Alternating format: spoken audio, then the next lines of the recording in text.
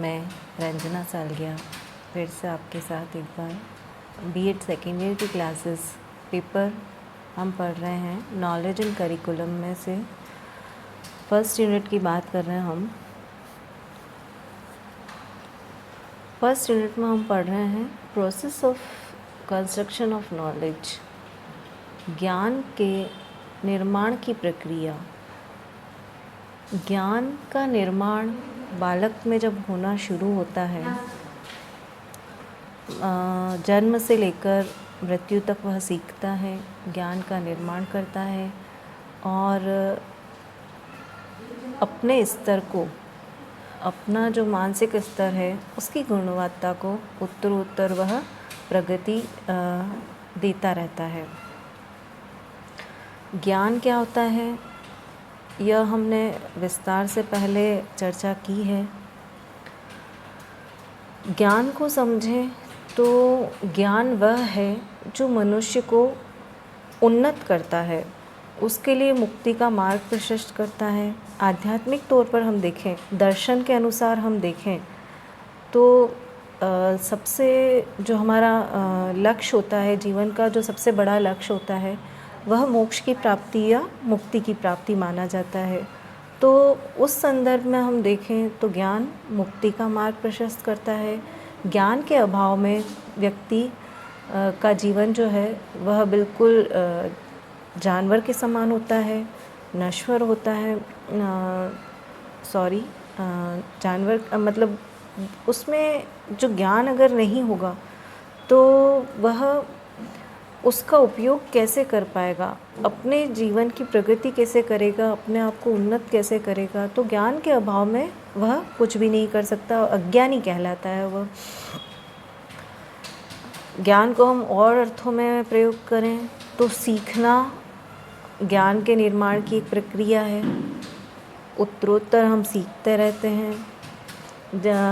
इसके अंतर्गत छात्र या व्यक्ति जो है वह अपने अनुभवों द्वारा ज्ञान प्राप्त करता है।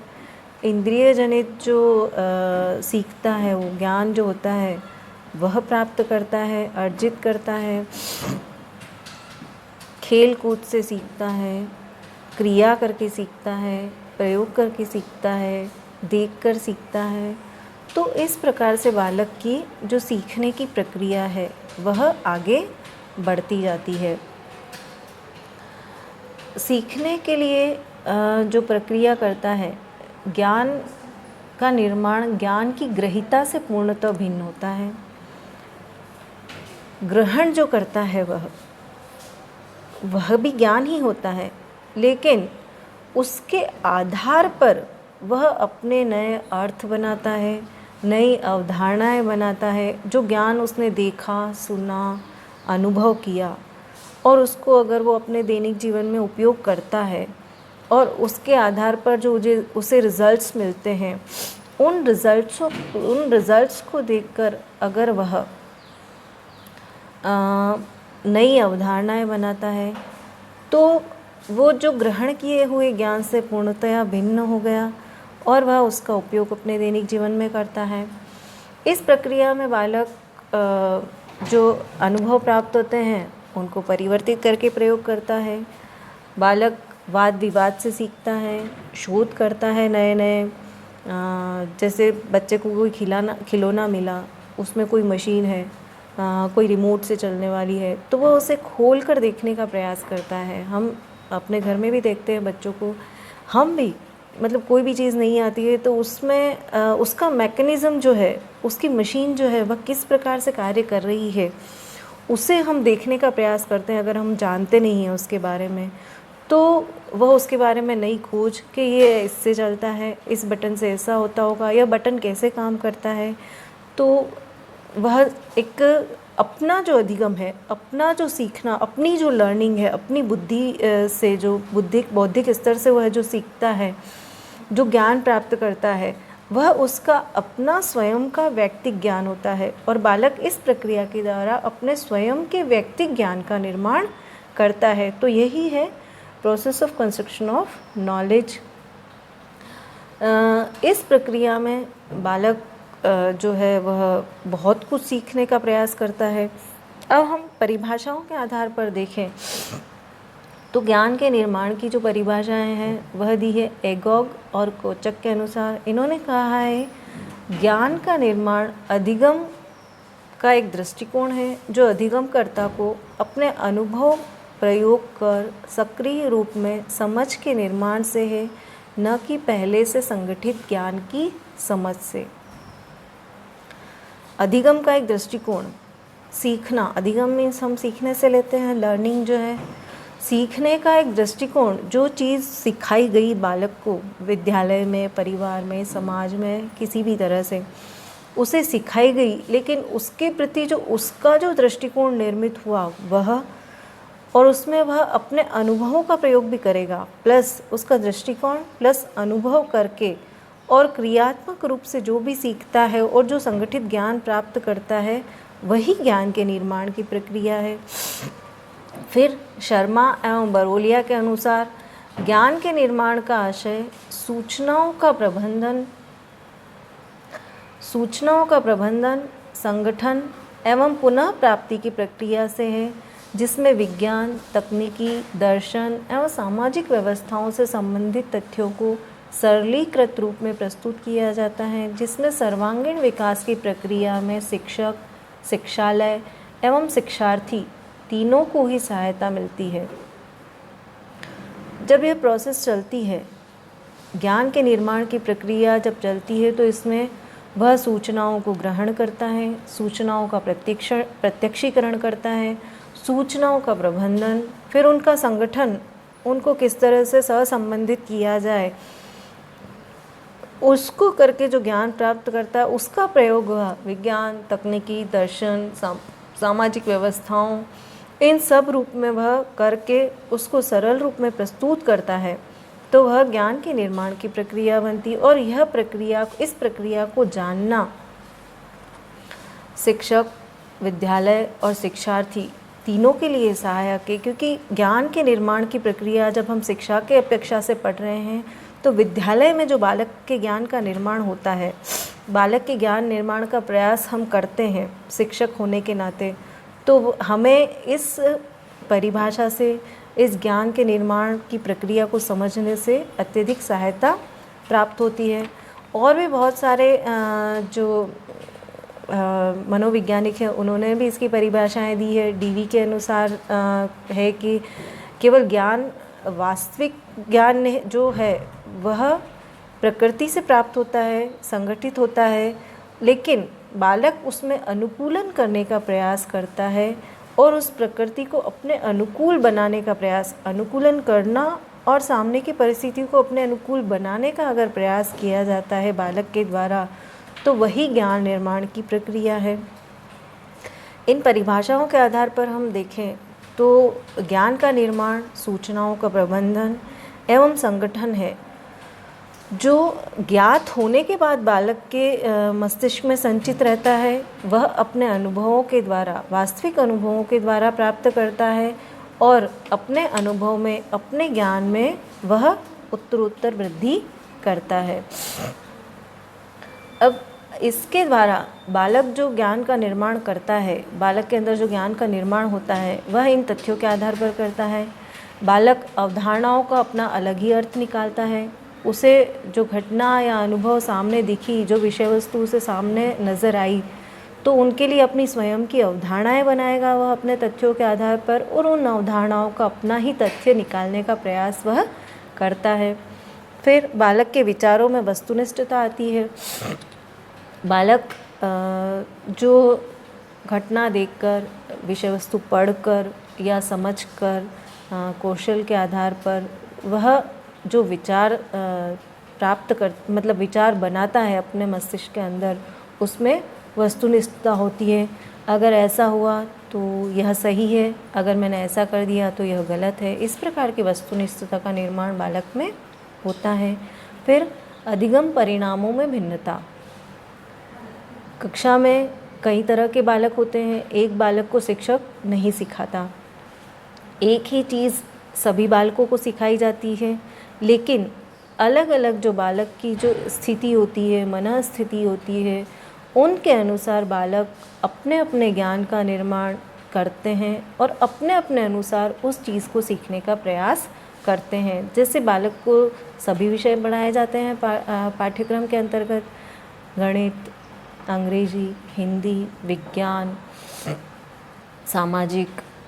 तो इस प्रकार किसी बालक की रुचि गणित में अधिक होती है, किसी बालक की रुचि विज्ञान में अधिक होती है, किसी की अंग्रेजी में होती है। तो यह अपने अपने अधिगम के अनुसार, रुचि के अनुसार जो अधिगम की प्रक्रिया होती है, अधिगम के जो परिणाम होते हैं, तो वह उनमें बालकों की मनःस्थिति, बालकों के ज्ञान के निर्माण के आधार पर उनमें भिन्नता पाई जाती है।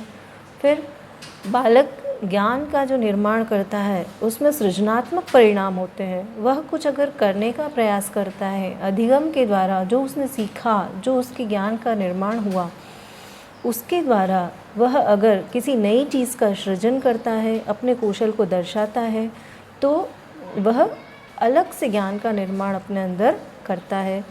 फिर ज्ञान के निर्माण के द्वारा बालक में विचारों की स्वतंत्रता आती है, अपने विचार, अपनी अभिव्यक्ति प्रस्तुत करना, उन विचारों में लचीलापन भी आता है।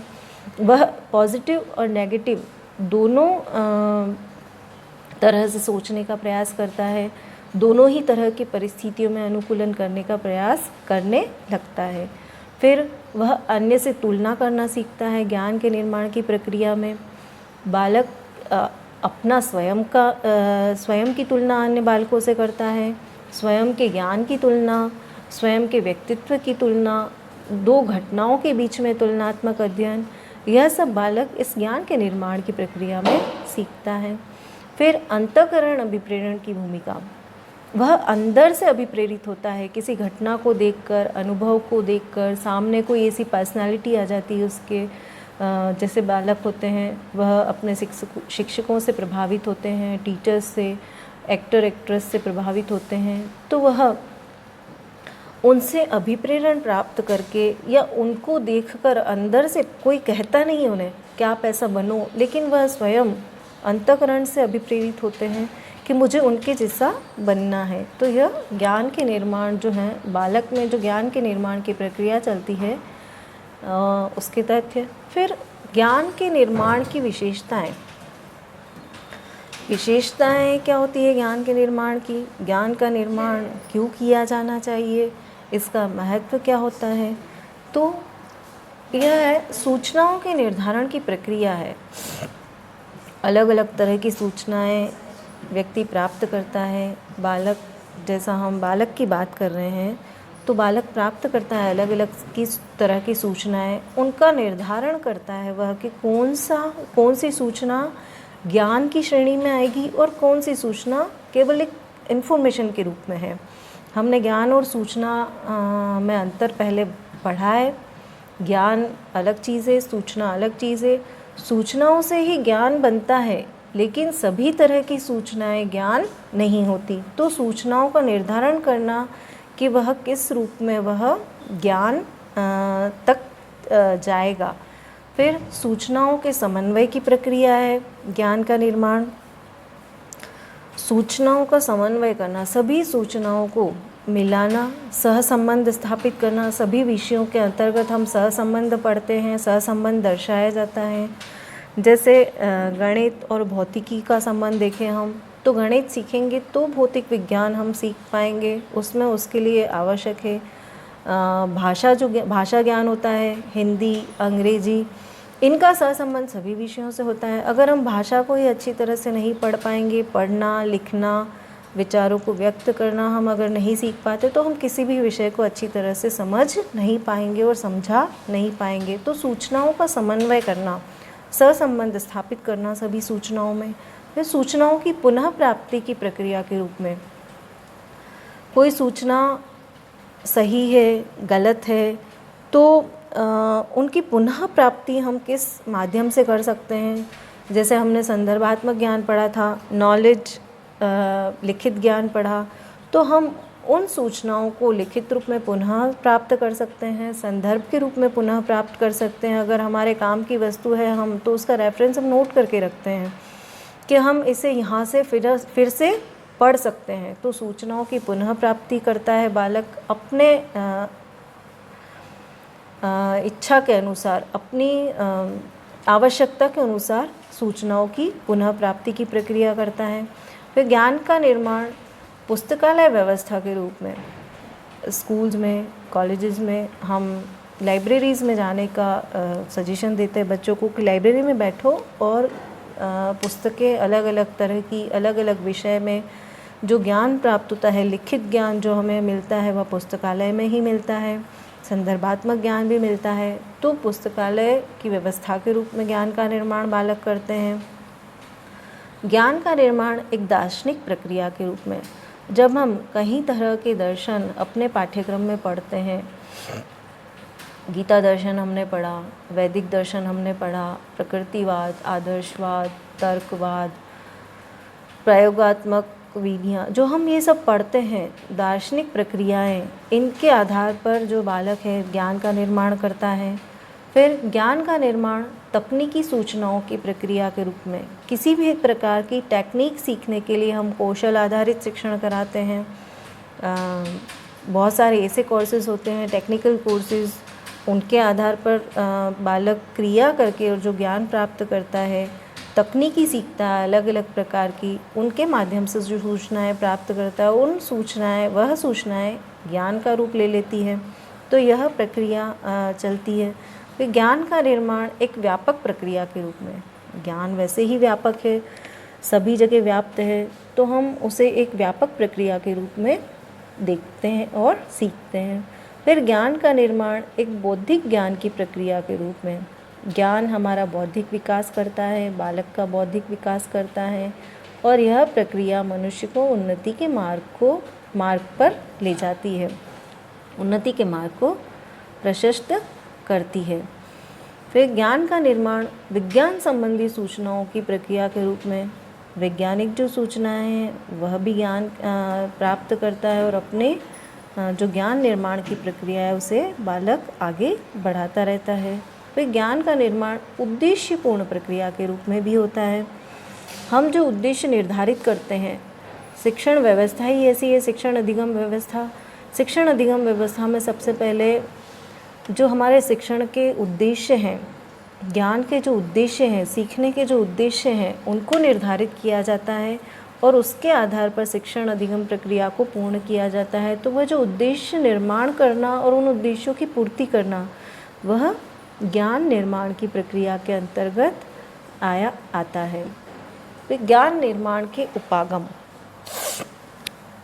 ज्ञान निर्माण के उपागम के अंतर्गत ज्ञान निर्माण के परंपरागत उपागम होते हैं कुछ, जिनसे बालक ज्ञान की प्राप्ति करता है। परंपरागत उपागम जो है वह हम बालक विद्यालय में जो सीखता है, जो औपचारिक ज्ञान प्राप्त करता है, क्रमबद्ध ज्ञान, स्तरानुकूल ज्ञान, पाठ्यक्रम के अनुसार ज्ञान, वह ज्ञान लिखित अवस्था में होता है और प्रोसेस एक उसकी क्रमबद्धता चलती है, उसके अनुसार जो परंपरागत के अनुसार जो पढ़ाया जाता है, उसे ज्ञान दिया जाता है, वह परंपरागत उपागम के अंतर्गत आता है। बालक क्रिया करके सीखता है। परिवार में भी जैसे हम सीखने का प्रयास करवाते, बालक जब परिवार में होता है, जन्म लेता है, तो वह सीखता रहता है अनेक संस्कारों के आधार पर, परंपराओं के आधार पर। तो यह ज्ञान निर्माण के परंपरागत उपागम में आते हैं। परंपराओं में जैसे विद्यालय में हम मेथड्स के अनुसार पढ़ाते हैं, शिक्षण सूत्रों के अनुसार पढ़ाते हैं, तो यह सभी ज्ञान निर्माण के परंपरागत उपागम के अंतर्गत आते हैं। फिर है मुख्य विश्लेषणात्मक उपागम।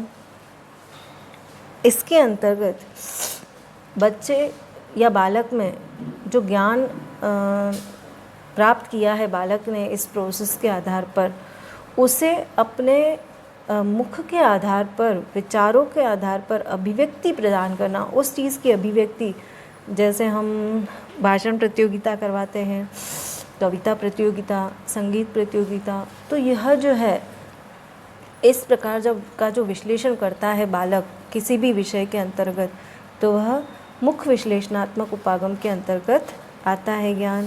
फिर सूचना प्राप्ति उपागम, बालक अलग अलग तरह की सूचनाएं प्राप्त करता है, जैसा मैंने बताया वह पुस्तकालय के माध्यम से भी प्राप्त करता है, समाचार पत्रों के माध्यम से प्राप्त करता है, किसी के कहने के आधार पर सूचनाएं प्राप्त करता है, अनुभव के आधार पर सूचनाएं प्राप्त करता है।